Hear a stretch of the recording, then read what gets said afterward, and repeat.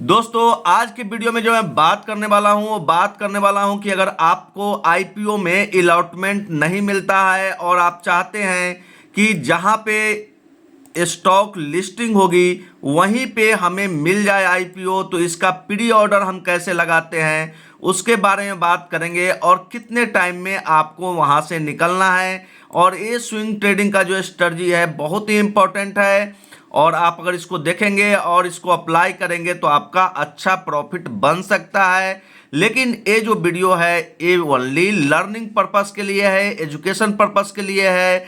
आप पहले पेपर पे ट्रेड करके देखिएगा। अगर आपको स्ट्रेटजी अच्छा लगे तो जरूर इसको इम्प्लीमेंट कीजिएगा। ठीक है, तो चलिए हम देखते हैं स्ट्रेटजी क्या है, कैसे प्री ऑर्डर में लगाते हैं। तो चलिए एग्जाम्पल के लिए हम लेते हैं, आपको बताते हैं एक एग्जाम्पल देकर के कि कैसे आपको आईपीओ में प्री ऑर्डर आप डाल सकते हैं। अगर जिस दिन लिस्टिंग होनी है उसी दिन का बात मैं कर रहा हूं। चलिए अब मैं बताता हूं कि आपको कैसे ऑर्डर डालना है और किस तरह से ऑर्डर अगर आप डालेंगे तो आपको अलॉटमेंट के दिन, लिस्टिंग के दिन आपको स्टॉक जो है वो जहां पे ओपन होगा वहां पे आपको मिल जाएगा। उसके लिए आपको क्या करना है, उसके लिए आपको क्या देखना है, फर्स्ट चीज देखना है कि इसका जो अपर बैंड था आईपीओ का अपर बैंड क्या था। तो मान लीजिए आईपीओ का जो रेंज था बैंड का, उसमें अपर बैंड था 100 रुपए का। अपर बैंड कितने का था? 100 रुपए का। और लिस्टिंग होने जा रही है और इसका जो करेंट जीएमपी चल रहा है वो चल रहा है 20 रुपीज। कितना चल रहा है? 20 रुपीज चल रहा है। मीन्स ये क्लियर है कि जो आईपीओ की लिस्टिंग होगी वो लगभग 120 रुपए के आसपास की लिस्टिंग होगी। ठीक है, अब आपको बाई करना है। होता क्या है कि आईपीओ 120 पे 121 पे लिस्टिंग होता है और जैसे ही लिस्ट होता है 5 से 10 मिनट 15 मिनट में ही स्टॉक 10 12 15% का मोमेंटम दे देता है। तो इस मोमेंटम 10 12 15% का जो ये मूव आता है suddenly within 15 to 30 minutes, उस मूव को कैसे कैप्चर किया जाए उसका स्ट्रेटजी मैं आपके साथ शेयर कर रहा हूं। तो ध्यान से देखिए। आपको अगर वीडियो अच्छा लग रहा है तो वीडियो को लाइक कीजिए और चैनल को सब्सक्राइब कीजिए, अपने फ्रेंड के साथ शेयर भी कीजिए।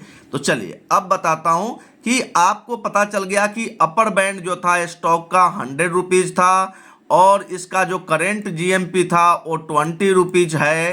तो अनुमानन ये जो स्टॉक लिस्ट होगा वो 120 पे लिस्ट होगी।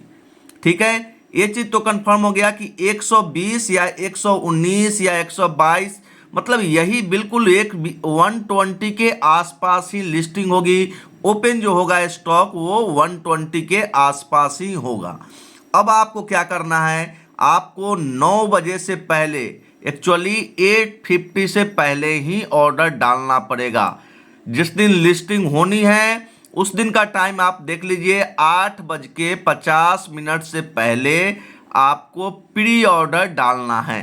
प्री ऑर्डर में अपना लिमिट प्राइस क्या डालेंगे, तो लिमिट प्राइस 120 रुपए करेंट जीएमपी चल रहा है, उसका अपर बैंड 100 है और करेंट जीएमपी है 20। तो 120 पे लिस्ट होना है तो आपको जो बाइंग प्राइस डालना है 123 का डालना है। थोड़ा सा 1-2 रुपए ऊपर डालना है, बिकॉज हो सकता है कि जीएमपी को मिलाकर के 120 पे लिस्टिंग होनी है लेकिन 1-2 रुपए ऊपर लिस्टिंग होती है, जनरली ऐसा देखा गया है।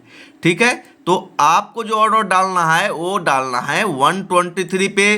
कब डालना है? 8:50 से पहले ऑर्डर डालेंगे तभी वो ऑर्डर जो है वो एक्सचेंज में जाएगा। और 10 बजे जब आईपीओ की ओपनिंग होगी, आईपीओ का ओपनिंग जो होता है वो 10 बजे हो जाता है। 9 बजे से वो प्राइस फ्लक्चुएट करना शुरू कर देता है लेकिन 10 बजे जाकर के सेटलमेंट होता है। एक्चुअल प्राइस जो है वो 10 बजे आपको स्क्रीन पे दिखना शुरू हो जाएगा। अब देखिए होता क्या है, 1-2 रुपए ऊपर भी आप लगा देंगे तो उससे कोई दिक्कत नहीं होती है। मान लीजिए कि आपने जो प्राइस डाल दिया वो डाल दिया 125 का और लिस्टिंग हो गई कितने पे? 121 पे, फिर भी आपको जो शेयर मिलेंगे वो 121 पे ही मिल जाएंगे। 121.10 ऐसे कुछ होगा जहां पे आपको शेयर मिल जाएगा। एक्चुअली जहां पे लिस्टिंग होगी वहीं पे आपको शेयर मिल जाएगा। ठीक है। अब दिक्कत क्या होता है कि आप ये सोच रहे हो कि 125 ने मैं ऑर्डर लगा दिया, 121 पे लिस्टिंग हो रही है तो मेरा 125 पे बाई हो जाएगा, हमें तो लॉस हो जाएगा। ऐसा नहीं होता है। जहां पे लिस्टिंग होगी उसी प्राइस पे आपको शेयर मिल जाएंगे, और जैसे ही एक सडन मूव 5 से 7% का आएगा, आप अपना बेच करके वहां से निकल जाइए। इसमें बड़ा प्रॉफिट के लिए मत एंट्री करके रखिए। कोई भी आईपीओ जो आता है, 10 में से 9 आईपीओ जो होता है वो बुल मार्केट में आता है। आप जाकर के देखिएगा, जब भी बुल मार्केट चलेगा तब 10 में से 9 आईपीओ जो होगा वो बुल मार्केट में आता है, और एक आईपीओ जो होता है वो बियर मार्केट में आता है। तो 10 में से 9 आईपीओ अगर बुल मार्केट में आ रहा है तो इनका जो वैल्यूएशन होता है वो भी काफ़ी हाई वैल्यूएशन पे लिस्टिंग होती है। कोई भी नहीं चाहता है कि हमारा जो स्टॉक है उससे जितना ज़्यादा हम अपने कंपनी से थोड़ा सा स्टेक बेच करके और बहुत ज़्यादा मुनाफा कमा ले। आईपीओ लाने का पहला प्लान यही होता है कि कम से कम स्टेक सेल करें और ज़्यादा से ज़्यादा प्रॉफिट हम गेन करें। इसलिए आप देखते होंगे कि मैक्सिमम आईपीओ में यही होता है। 10 में से 8 आईपीओ में यही होगा कि लिस्टिंग होगी, स्टॉक ऊपर जाएगा और फिर गिरते गिरते गिरते गिरते जहां पे लिस्टिंग हुई है उससे स्टॉक 25-30% भी नीचे आ जाता है।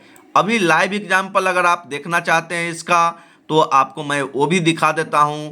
अभी जो रिसेंट लिस्टिंग हुई थी वो आपने देखा था, ममता मशीनरी का हुआ था, और आपने देखा कि ममता मशीनरी में क्या हुआ उसके बाद। तो एक बार मैं ममता मशीनरी का भी चार्ट ओपन कर देता हूं। आप लोगों को अगर ये समझ में आ रहा है जो मैं आप लोगों के साथ शेयर कर रहा हूं तो आप लोग प्लीज़ कमेंट बॉक्स में बताइएगा, जिससे मुझे भी पता चले कि मैं जो आपको बता रहा हूं वो स्ट्रेटजी आपको समझ में आता है या नहीं आता है।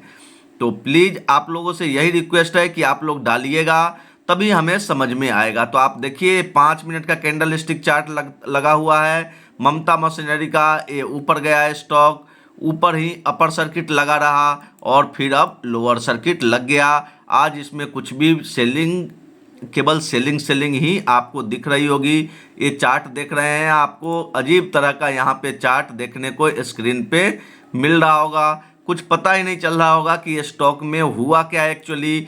तो इसके लिए मैं लगा देता हूँ 1 मिनट का कैंडल स्टिक चार्ट, जिससे आपको समझ में आ जाएगा कि आज बिल्कुल इसमें लोअर सर्किट लगा रह गया और स्टॉक काफ़ी नीचे 568 आ गया है, और स्टॉक जो था वो 630 पे क्लोज था और अभी 568 का प्राइस आ गया है। तो ये सब हाई वैल्यूएशन के कारण होता है। लिस्टिंग को धमाकेदार कराया जाता है बता के कि ये स्टॉक फंडामेंटली अच्छा है, ये है वो है, और आप लोग इसमें ट्रैप होते हो और फिर नतीजन यही होता है कि फिर लोअर सर्किट लगता है।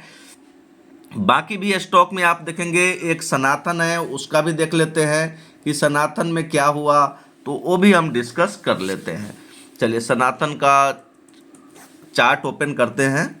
घबराइए नहीं, देखिए वीडियो में ज़्यादा ताम झाम नहीं होगा, लेकिन जो भी होगा वो पूरा नॉलेजेबल होगा। आपको सीखना है तो ये बेस्ट जगह है। देखिए सनातन में क्या हुआ, लिस्टिंग ऊपर हुई, उसके बाद क्या हुआ, वहीं से सेलिंग प्रेशर स्टार्ट हो गया और लगातार सेलिंग चलती रह रही है। अभी कंटिन्यू सेलिंग इसमें चल ही रहा है, कहीं भी कोई भी निकलने का मौका नहीं मिल रहा है। तो बच के रहिए ये सब स्टॉक से।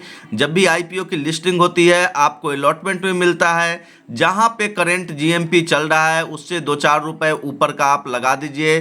करेंट जीएमपी से 2-4-5 रुपया ऊपर लगा दीजिए और अपना प्रॉफिट बुक करके निकल जाइए। आईपीओ में लॉन्ग टर्म के लिए बने रहने की कोई ज़रूरत नहीं है। आईपीओ मैक्सिमम आईपीओ 10 में से 9 आईपीओ आप जहां पे लिस्टिंग होगी देखेंगे आप कि 1 साल के बाद उससे नीचे के वैल्यूएशन पे आपको मिल जाएगा। तो 1 साल वेट कीजिए, आपका पैसा भी सेफ रहेगा और नीचे मिल भी जाएगा स्टॉक।